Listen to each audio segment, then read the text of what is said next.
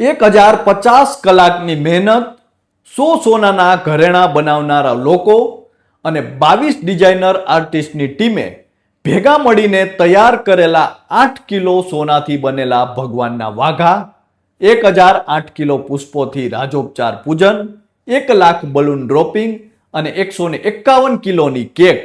જી હા, આ દ્રશ્યો કોઈ ફિલ્મના નહીં પરંતુ સાળંગપુરમાં ઉજવવા જઈ રહેલા ગુજરાતના સૌથી ભવ્ય અને દિવ્ય હનુમાન જયંતીના અવસરના છે, જેની ખાસિયત જાણીને તમને પણ નવાઈ લાગશે.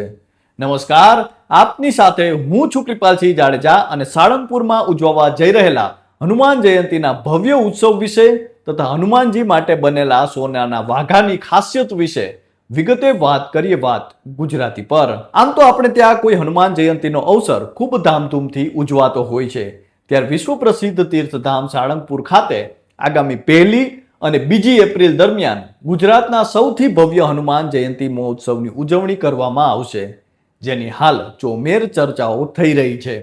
કારણ કે આ મહોત્સવમાં 1008 કિલો પુષ્પોથી રાજોપચાર પૂજન, 1 લાખ બલૂન ડ્રોપિંગ, મંદિર પ્રાંગણમાં સમૂહ આરતી, મહા અન્નકૂટ અને 151 કિલોની કેક કાપીને દાદાનો જન્મોત્સવ ધામધૂમથી ઉજવાશે.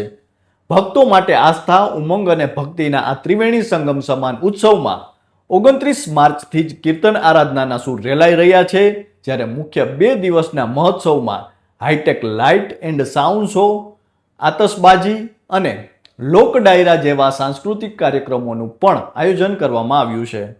આ ઉત્સવમાં સૌથી મહત્વનો જો કોઈ ખાસિયત હોય તો તે છે હનુમાનજીના વાઘા.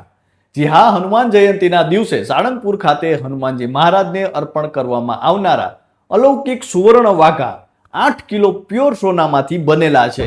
આ વાઘાને તૈયાર કરવામાં 100 જેટલા સોનાના ઘરેણાં બનાવનારા લોકો અને 22 ડિઝાઇનર આર્ટિસ્ટની ટીમે સતત 1050 કલાક છે તે મહેનત કરી હતી.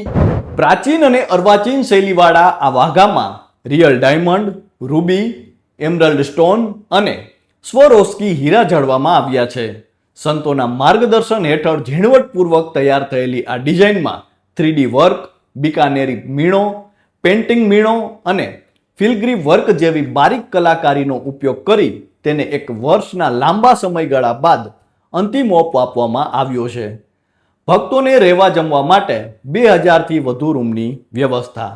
મહત્વનું છે કે હનુમાન જયંતીની ઉજવણી માટે મોટી સંખ્યામાં ભક્તો સાળંગપુર હનુમાનજી ખાતે આવશે. આ માટે મંદિર દ્વારા ભક્તોને કોઈ અગવડતા ન પડે એ માટે સુવિધા પૂરી પાડવાની તૈયારીઓ કરવામાં આવી છે, જેમાં ચુસ્ત પોલીસ બંદોબસ્ત ગોઠવવામાં આવ્યો છે. આ સાથે જ ભક્તોને રહેવા જમવા માટે 2000થી વધુ રૂમની વ્યવસ્થા પણ કરવામાં આવી છે. તો મંદિર પરિસરની પાછળ અને ગોપાળાનંદ યાત્રિક ભવન સિવાય અન્ય 2 મોટા પ્લોટમાં 10,000 4 વ્હીલ અને 5,000થી વધુ 2 વ્હીલર પાર્ક થઈ શકે તેવી વ્યવસ્થા પણ કરવામાં આવી છે.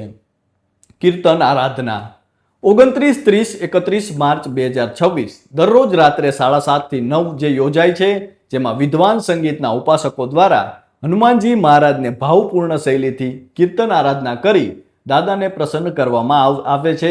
ભક્તો પોતાની ઉપસ્થિતિ દર્શાવી કીર્તન આરાધનાનો લાભ પણ લેતા હોય છે. સમગ્ર ઉત્સવ વિશે જો વાત કરીએ તો બુધવારે સવારે 7:30 કલાકે 1 લાખ બલૂન ડ્રોપથી ભક્તોનું સ્વાગત કરાશે. ત્યારબાદ 151 કિલોની કેકનું કટિંગ કરી હજારો ભક્તો હનુમાન ભક્તિમાં ડીજેના તાલ પર ઝૂમી ઉઠશે. બાદમાં ગુરુવારે વિશ્વ શાંતિ મારુતિ યજ્ઞ કરવામાં આવશે, જેમાં સવારે 7 કલાકે યજ્ઞની ધૂમ્રસેનની પવિત્રતા અને વૈદિક મંત્રોની ઉર્જાનો સંચાર થશે. તેમજ 1000થી વધારે ભક્તો દાદાના દરબારમાં સમૂહ યજ્ઞમાં બેસવાનો લાભ લેશે. સવારે 11 વાગ્યે કષ્ટભંજન દેવને વિવિધ વાનગીઓનો અન્નકૂટ અર્પણ કરવામાં આવશે. સવારે 10 વાગ્યાથી જ આવનાર દરેક ભક્તો માટે મહા અન્નક્ષેત્રમાં પ્રસાદનું આયોજન પણ કરવામાં આવ્યું છે. તો હાલ તો સાળંગપુરમાં હનુમાન જયંતીનો આ ભવ્ય અને દિવ્ય ઉત્સવ ઉજવવામાં આવનાર છે, જેની તૈયારીઓ છે તે પૂરજોશમાં ચાલી રહી છે. ગુજરાત અને દેશભરમાં અલગ અલગ રીતે હનુમાન જયંતીની ઉજવણી કરવામાં આવતી હોય છે. તો હાલ તો બસ આટલું જ. ફરી મળતા રહીશું વાત ગુજરાતી પર.